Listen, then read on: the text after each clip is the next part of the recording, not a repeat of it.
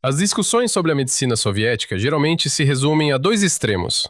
Alguns lembram com admiração que tudo era absolutamente gratuito e melhor do que em qualquer outro lugar do mundo. E outros contam histórias assustadoras sobre seringas de vidro reutilizáveis e dentistas rigorosos. Mas, nessas discussões intermináveis, os próprios médicos acabam ficando esquecidos. Na memória popular, o médico soviético é uma pessoa com uma letra ilegível, um leve cheiro de álcool e um estetoscópio antigo, com o qual era capaz de curar só com sua voz tranquilizadora.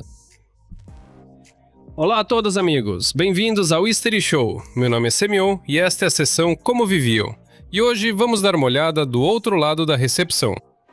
Vamos descobrir como viviam os médicos soviéticos, pessoas que eram mais respeitadas do que bem pagas, que trabalhavam mais do que o necessário, e que existiam dentro de um sistema criado com boas intenções, mas implementado com as típicas adaptações soviéticas.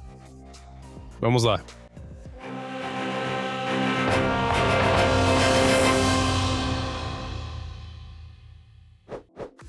Como se tornavam médicos? Para começar, vamos voltar ao fatídico ano de 1917.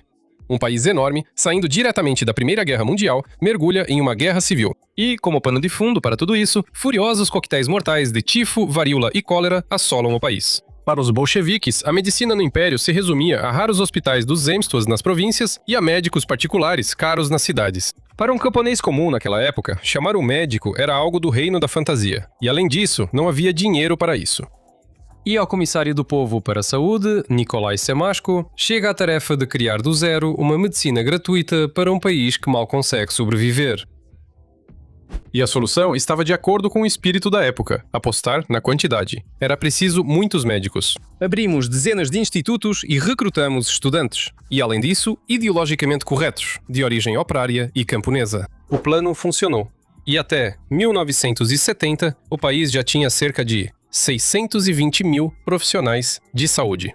Ao mesmo tempo, entrar na faculdade de medicina era extremamente difícil. Concorrência de dezenas de pessoas por vaga. E isso levando em conta que os candidatos sabiam muito bem que depois de se formarem, certamente não iriam nadar em dinheiro.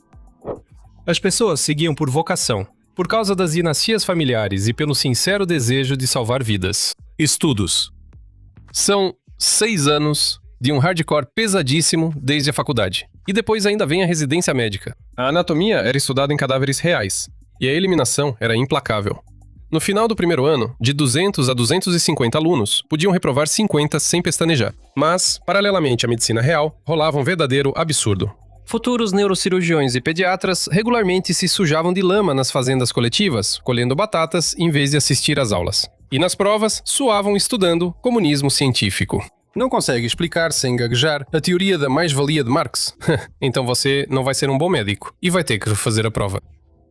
O juramento de Hipócrates, aliás, foi substituído pelo juramento do médico na URSS, com um item obrigatório sobre fidelidade à moral comunista. E mesmo assim, na cerimônia de entrega dos diplomas, muitos choravam ao perceber sinceramente sua missão. Nesse momento solene, poucos imaginavam o quão dura seria a rotina diária além das portas do seu querido instituto. Quanto eles ganhavam? Agora vamos passar para a questão financeira. No final dos anos 70, um médico recebia de 20% a 40% menos do que o salário médio do país. Um torneiro, um mineiro ou um caminhoneiro levavam para casa mais dinheiro do que um especialista com 6 anos de formação difícil. Das decisões desse profissional dependiam vidas. Além disso, o sistema de pagamento era tal que um médico que passava 20 horas à mesa de operação, no final do mês recebia quase o mesmo que um especialista que apenas preenchia formulários calmamente em um escritório tranquilo. Não existiam bônus financeiros por vidas salvas. A situação com moradia não era melhor. As filas para conseguir os tão desejados metros quadrados duravam anos. Por isso, os médicos viviam apertados em dormitórios e apartamentos compartilhados. Foi exatamente nesse solo fértil que floresceu a famosa economia paralela das gratificações. Conhaque armênio, café raro e linguiça. Ninguém considerava isso um suborno. Era mais um jeito popular de complementar o salário dos médicos. Esse é um trabalho infernal que o Estado simplesmente ignorava. Mas, com o tempo, a linha entre um sincero obrigado e uma tarifa obrigatória foi se apagando. Surgiram departamentos onde era melhor nem aparecer sem um envelope recheado. E não se tratava de má intenção dos médicos. Simplesmente, um salário miserável diante de uma responsabilidade colossal não deixava aos profissionais outra opção para sobreviver. Como era o dia de trabalho? Por causa desses salários, os médicos eram obrigados a assumir uma carga de trabalho de 1,5 ou até 2 vezes o normal. Daí vinha aquele cronograma insano. A semana de trabalho facilmente ultrapassava a marca de 60 a 70 horas. E os profissionais de saúde praticamente moravam nas salas dos médicos, onde um velho sofá substituía a cama e um chá forte substituía uma noite de sono decente. O cirurgião podia ficar na mesa de operação por até 16 horas seguidas. O plantão do residente já tinha acabado há muito tempo, mas ele continuava lá, ajudando mesmo assim. E quando o paciente grave chegava de ambulância, todas as mãos disponíveis vinham ajudar. E isso não era um heroísmo de propaganda. Simplesmente, se você for embora para casa quando der o seu horário, seu colega vai ter que dar conta do trabalho de 2. A ronda matinal diária, começando pelas enfermarias, onde conseguiam enfiar até 30 leitos, era um verdadeiro desafio. Depois, o trabalho na policlínica, onde filas quilométricas se formavam desde o amanhecer. Ao mesmo tempo, sempre tinha alguém rindo no setor. Ficava cada vez mais difícil. E o médico tinha que correr de um lado para o outro, sem direito a um respiro decente. Mas era ainda mais difícil nas aldeias e pequenas cidades. Lá, um médico ou assistente médico rural cuidava de várias aldeias sozinho. E se esse pau para toda a obra adoecesse de repente, simplesmente não havia ninguém para substituí-lo. Os médicos que carregavam esse enorme sistema de saúde nas costas acabavam se tornando suas principais vítimas. Não vou repetir sobre a falta de sono, mas o corpo também não aguentava. Cirurgiões e obstetras ficavam de 10 a 16 horas sem sair da mesa de operações. Por isso, eram recompensados com varizes e a coluna destruída. E os oftalmologistas ficavam cegos de tanto trabalhar sob a luz fraca das lâmpadas antigas. Sobre psicologia e esgotamento, na União Soviética, ninguém nem sabia o que era isso. O médico tomava decisões de vida ou morte todos os dias. Via os olhos dos parentes no corredor. E o estresse absurdo não era aliviado só com chá. Álcool é um assunto delicado, mas não dá para esconder a verdade. Alguns goles de conhaque depois de uma cirurgia difícil era uma tradição não oficial, mas comum. Em condições de constante sobrecarga nervosa, esse era o único antidepressivo disponível. Nos hospitais distritais, a chefia às vezes fazia vista grossa para o leve cheiro de álcool, porque se demitir trabalhar vai se tornar ainda mais difícil. Na verdade, não vai ter ninguém para trabalhar. Mas os próprios médicos controlavam uns aos outros rigorosamente. Se alguém chegasse para o plantão claramente embriagado, não esperava misericórdia. A vida do paciente sempre estava acima de qualquer solidariedade corporativa. Com o que e como realmente tratavam? O próprio processo de tratamento é uma história à parte. A medicina soviética, em geral, não se encaixa na lógica do preto no branco. É mais uma história sobre como uma enorme máquina sobrevivia sob as condições da cortina de ferro. Da eterna falta de dinheiro e do planejamento rígido vindo de cima, vamos começar com o principal mito sobre o tratamento gratuito. Na entrada da policlínica, realmente não pediam dinheiro de você. Mas o orçamento não surgia do nada. Ele era preenchido pelos impostos das empresas e dos cidadãos comuns. A diferença em relação ao modelo ocidental estava apenas em quem administrava esse dinheiro. E administravam de uma maneira bastante peculiar. No final dos anos 80, em toda a União, havia pouco mais de 60 tomógrafos computadorizados. Para comparação, nos Estados Unidos havia cerca de 3.000 deles. Ultrassom estava disponível em apenas 2 policlínicas. Em metade dos hospitais não havia nem água quente básica, nem ventilação adequada. E o motivo é simples: isolamento. Os médicos ficavam presos em seu próprio mundo, separados da ciência mundial. Medicamentos ocidentais de qualidade eram comprados em pequenos lotes. Faltava terrivelmente insulina de boa qualidade e antibióticos modernos. A farmacologia local produzia medicamentos com tantos efeitos colaterais que era assustador. Esse isolamento gerou um folclore médico único. Basta lembrar da famosa distonia vegetativo-vascular. Um diagnóstico para 150 sintomas. Era dado a todos para quem não conseguiam encontrar a verdadeira causa do mal-estar. No resto do mundo, ninguém nunca ouviu falar dessa doença, e os dentistas são uma história à parte.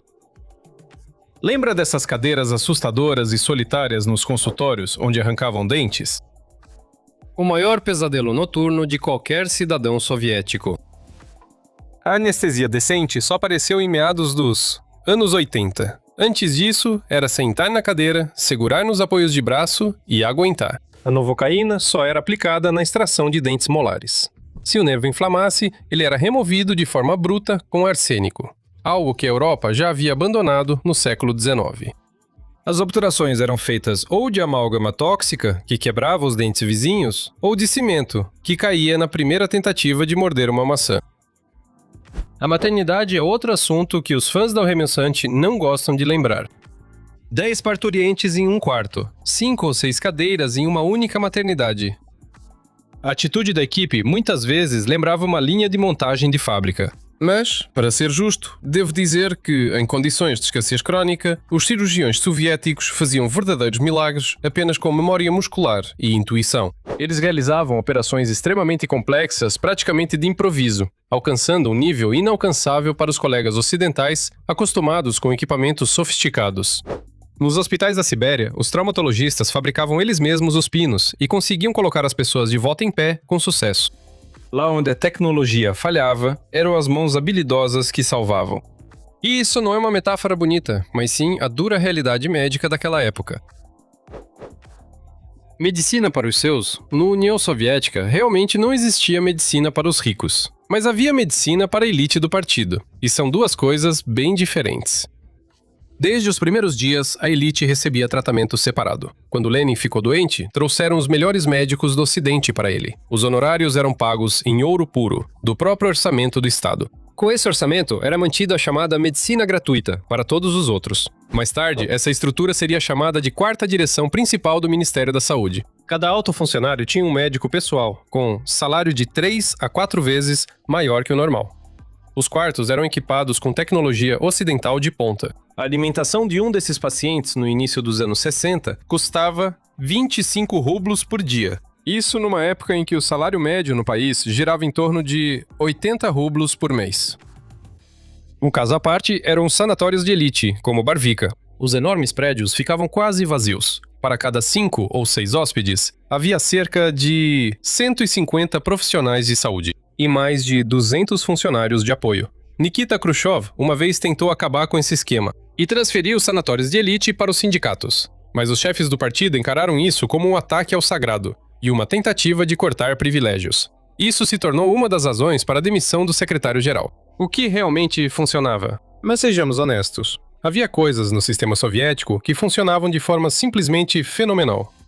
Por exemplo, a vacinação em massa. Após a Revolução, o tifo, a varíola e a cólera dizimavam províncias inteiras. O sistema de medidas antiepidêmicas rigorosas funcionou perfeitamente. Sem o registro de vacinação, não era possível conseguir emprego nem entrar na universidade. Foi exatamente essa abordagem que parou as doenças de forma definitiva, doenças que antes matavam sem falta. A partir daí, é ciência, apesar de tudo. Em 1942, na Stalingrado sitiada, a microbiologista Zinaida Ermolieva criou a penicilina nacional, que se mostrou mais potente do que o análogo britânico. Mais tarde, colegas ocidentais passaram a chamá-la respeitosamente de Madame Penicilina. E Mikhail Shumakov teve a ideia de vacinar as crianças. A vacina contra a poliomielite era dada em forma de balas comuns. Esse desenvolvimento salvou centenas de milhões de vidas em 40 países ao redor do mundo. Também vale destacar os avanços na cirurgia. Sviatoslav Fedorov foi o primeiro no mundo a realizar uma cirurgia para tratar o glaucoma e começou a implantar lentes artificiais. Gavril Ilizarov inventou seu famoso aparelho para consolidação de ossos. Isso foi uma verdadeira revolução na traumatologia mundial e o aparelho é usado até hoje. A principal conquista também foi a prevenção. Tentava-se detectar a doença antes que ela se manifestasse.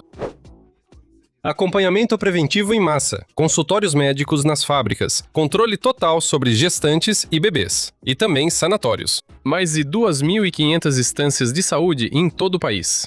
Um trabalhador comum, ou professor, podia conseguir uma vaga em sanatório pelo sindicato por 10% do valor real. Para muitos, essa era a única chance de ver o mar, receber uma massagem de verdade e fazer tratamento com lama. E isso também faz parte da história. Apagar isso seria uma mentira descarada. Quem eles eram de verdade? A medicina soviética era feita de contradições constantes. Totalmente corrupta e absolutamente altruísta ao mesmo tempo. Atrasada em tecnologia, mas formou cirurgiões de nível mundial. Declarava igualdade para todos, mas construía clínicas especiais fechadas para a elite do partido. Tudo isso coexistia em um só país, e às vezes até em um só hospital.